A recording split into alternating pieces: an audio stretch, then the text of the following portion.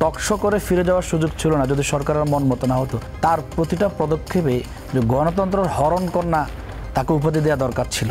Police তাকে ধরলো, তার হাতে একটা কোরআনের খণ্ড পেল বাংলার অনুবাদ। এই অপরাধে তাকে 6 মাস কারাগারে থাকতে হলো। 10টা হুন্ডা, 20টা গুন্ডা, নির্বাচন ঠান্ডা। এই সরকার তার এই বর্তমান প্রশাসন কাঠামো দিয়ে সেটাকে নিয়ন্ত্রণ করতে পারবে?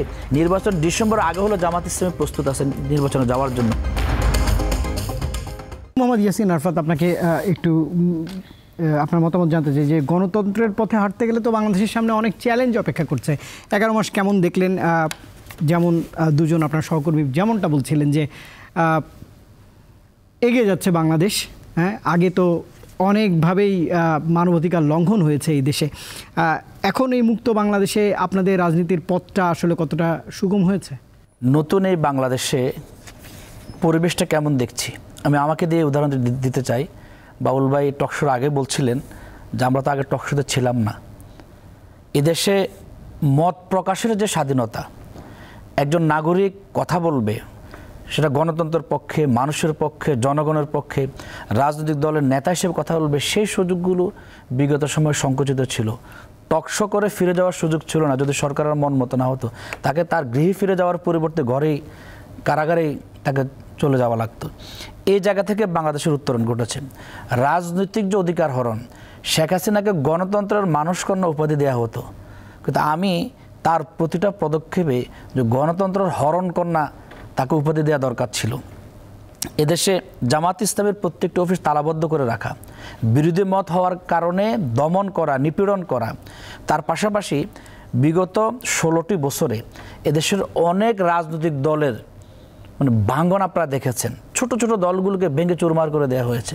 তারা বিএনপি বা জামাতের জোটের সাথে থাকতে চেয়েছিল, তাদের কীভাবে আলাদা করা যায়, নেতৃত্বকে আলাদা করা যায়, সেই চেষ্টাগুলো করা হয়েছে। বিএনপির ক্ষেত্রে চেষ্টা হয়েছে। এই যে রাজনীতিকে তার মূল ট্র্যাকের জায়গা থেকে অন্য জায়গায় সরিয়ে ফেলা, রাজনীতির বিদ্যের সাথে জনগণের সম্পর্ক স্থাপন হবে, সেখান থেকে তাদের দূরে সরিয়ে রাখা, এই বিষয়গুলো বিগত 16 বছর আমরা দেখেছি। আলহামদুলিল্লাহ সেখান থেকে এখন উত্তরণ হয়েছে। দেখেন, মত প্রকাশের স্বাধীনতা, রাজনৈতিক স্বাধীনতা, এই দুটিকে যদি আমি সরকারের বিরোধিতার জায়গা থেকে চিন্তা করি, সরকার অনেক জায়গায় বিরোধিতা করে, নির্যাতন করে, নিপীড়ন চালায়, কিন্তু বাংলাদেশে 90% মুসলমানের দেশে, বিশ্বের 3য় বৃহত্তম মুসলিম দেশ, এই দেখে ধর্মীয় স্বাধীনতা পর্যন্ত বলুণ্ঠিত ছিল। এদেশে তাফসির মাহফিলগুলোতে 144 ধারা জারি করা হতো, এবং আমাদের মা বোনেরা যদি কোনো বাসায় বসে কোরআন তালিমের আয়োজন করতেন, সেখান থেকে ধরে 6-7 মাসের গর্ভবতী মহিলাকে কারাগারে প্রেরণ করা হতো। অপরাধটা কি? অপরাধটা হয়তো সে জামাত করত, সে কোরআন তালিমের আয়োজন করত। একজন তামিল মিল্লাত কামিল মাদ্রাসার একজন ছাত্র একটা তাফসিরুল কোরআন নিয়ে রাস্তার এপাশ থেকে ওই পাশ পার হচ্ছে, পুলিশ তাকে ধরলো, তার হাতে একটা কোরআনের খণ্ড পেল বাংলার অনুবাদ। এই অপরাধে তাকে 6 মাস কারাগারে থাকতে হলো। এই বিভীষিকাময় পরিস্থিতি বাংলাদেশের জমিনে ছিল। এখন কিন্তু মায়ের কান্না নেই, আহাজারে নেই, রোনাজারি নেই, বোনের আর্তনাদ নেই। প্রকাশ্যে দিবালোকে মায়ের কোল থেকে ধরে নিয়ে শিবির নেতাকে হত্যা করা অহরহ ঘটনা ছিল। আপনি মানুষের সামনে থেকে একজন ধরে নিয়ে গেলেন, আর পরের দিনে মিডিয়ার মাধ্যমে আমরা খবর জানতাম যে বন্দুক যুদ্ধে নাকি সে নিহত হয়েছে, অথচ মায়ের কোল থেকে তো প্রকাশ্যে দিবালোকে তাকে ধরে নিয়ে যাওয়া হলো। খিলগাঁও ছাত্রদল নেতা জনিকে কতগুলো গুলি করা হয়েছে, চট্টগ্রামের নুরু। এভাবে অসংখ্য উদাহরণ দেওয়া যাবে। শুধুমাত্র রাজনৈতিক দৃষ্টিকোণ থেকে বিরোধিতা সে তাই নয়, মানে প্রতিহিংসাপরণ আচরণ, কি জিজ্ঞাসা। বাংলাদেশের সামনে তো এখন বড় চ্যালেঞ্জ নির্বাচন আয়োজন। সে বিষয়ে আপনার দলের যারা শীর্ষ নেতৃত্ব আছে তারা কোনো পর্যবেক্ষণ দিয়েছেন কিনা, বা তাদের পর্যবেক্ষণ কি এই রাজনৈতিক পরিবেশটা ঠিক নিয়ে? দেখেন, মানুষের একটা প্রত্যাশিত পরিবর্তনের জায়গায় মানুষ ফেসিবাদের পরিবর্তন দেখেছে, কিন্তু রাষ্ট্রযন্ত্রের জায়গা থেকে, রাষ্ট্রের নিয়ম পদ্ধতি কাঠামো, অনেক জায়গা থেকে ফেসিবাদতন্ত্র বিদায় হয়নি। একটা সুষ্ঠু নির্বাচন এ জাতির বহুদিনের আকাঙ্ক্ষা। 16টা বছর চলে গেল, 3টা জাতীয় নির্বাচন হয়ে গেল, দেশের অধিকাংশ মানুষ ভোট দিতে পারেনি। 2008-এর নির্বাচন আমি ভোট দিতে পারিনি। দেখা যাচ্ছে 2001 সালের নির্বাচনের পর থেকে আসলে সত্যিকার ভোটই তো হয়নি ঠিকমতো। এখন ভোটের প্রত্যাশা মানুষের অনেক আকাঙ্ক্ষিত বিষয়। এখন ভোট মানুষ কেমন চায়? এদেশের মানুষ কিন্তু এখন আর যেন তেন নির্বাচন চায় না। আপনি ওই যে কথা আছে, 10টা হুন্ডা 20টা গুন্ডা, নির্বাচন ঠান্ডা। আপনি ভোট কেন্দ্রে গেলেন, যার পেশি শক্তি বেশি সে কেন্দ্র দখল করে ফেললো, যার টাকা বেশি আমাদের বাবুল বললেন যে রাজনীতিতে টাকাও প্রয়োজন আছে, যার টাকা বেশি আগের রাত্রে গিয়ে 1000 টাকার নোট ধরিয়ে দিল, সে তার মত পরিবর্তন করে ফেললো। এখন এই ভোটের জায়গা থেকে 1 নম্বর হচ্ছে জনগণের সচেতনতার প্রয়োজন। আমাদের সমাজে একটা কথা আছে, আমার ভোট আমি দিব, যাকে খুশি তাকে দেব। এই কথার পরিবর্তন হওয়া খুবই বেশি প্রয়োজন। যাকে খুশি আমি তাকে দেব না, বরং আমি যোগ্য, দক্ষ, দেশপ্রেমিক নাগরিককে দেব, যে আমার এই ভোটের আমানত রক্ষা করবে, যে আমার ভোট পাওয়ার পরে চাঁদাবাজি করবে না, যে আমার ভোটে নির্বাচিত হয়ে যাওয়ার পরে ক্ষমতা দেখিয়ে দখলবাজি করবে না, টেন্ডারবাজি করবে না, জুলুমতন্ত্রকে সে কখনো ঠাঁই দিবে না, যে আমার ভোটের আমানত নেয়ার পরে আমার অধিকার রক্ষায় সে ভূমিকা পালন করবে, আমার বুকে লাথি মারবে না। আজকে মানুষ সে অবস্থার পরিবর্তন চায়।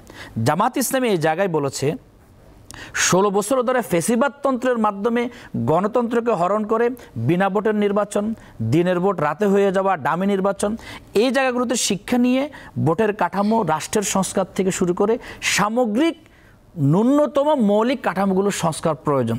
তার পাশাপাশি লেভেল প্লেইং ফিল্ড নিশ্চিত করা, মানুষ যেন আগের মতো ভোট কেন্দ্রে গিয়ে হতাশ হতে না হয়, ভোট কেন্দ্রে গিয়ে দেখলো তার ভোটটা আগে হয়ে গেছে, সেই জায়গার অবস্থার পরিবর্তন হওয়া প্রয়োজন। এখন একটা লেভেল প্লেইং ফিল্ড তৈরি করতে হলে, সকল রাজনৈতিক দলকে সমান সুযোগ দিতে হলে, সকল প্রার্থীদেরকে সমান প্রচারণার সুযোগ দিতে হলে কোন কোন পয়েন্টে কাজ করা দরকার? এর মধ্যে 1 নম্বর হচ্ছে যে পেশিশক্তির নিয়ন্ত্রণ, এর মধ্যে 2 নম্বর হচ্ছে অর্থ নিয়ন্ত্রণ করা। এই 2টা জায়গায় আমি মনে করি এখনও এই সরকার নিয়ন্ত্রণের যে ব্যবস্থাপনা, সে জায়গায় এখনো হাত দিতে পারেনি।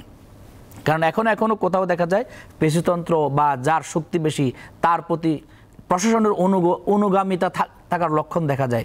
কোথাও কোথাও আমার পত্রপত্রিকায় দেখি, ধরুন আপনি চাঁদাবাজদেরকে ধরতে গেলে সে চাঁদাবাজদেরকে আবার সেখান থেকে থানা থেকে ছাড়িয়ে নেওয়ার ঘটনার এখনও আছে, কিন্তু তার পরিপ্রেক্ষিতে যে অ্যাকশন যাওয়া দরকার সেটা এখনও সরকার যেতে পারেনি।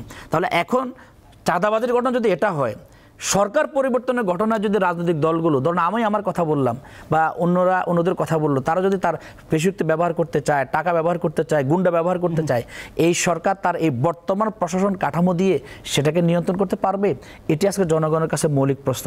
সেই জায়গায় জামাত ইসলামী বলেছে সরকার ডিসেম্বর থেকে জুনের মধ্যে যে নির্বাচনের কথা বলেছে, এর মধ্যে সকল দলের সাথে আলাপ আলোচনা করে এপ্রিলের কথা বললো, এখন আবার ফেব্রুয়ারির কথা বলছে। নির্বাচন ডিসেম্বর আগে হলো জামাত ইসলামী প্রস্তুত আছে নির্বাচনে যাওয়ার জন্য, কিন্তু আপনি লেভেল প্লেইং ফিল্ড এবং প্রশাসন যন্ত্রের নিরপেক্ষতা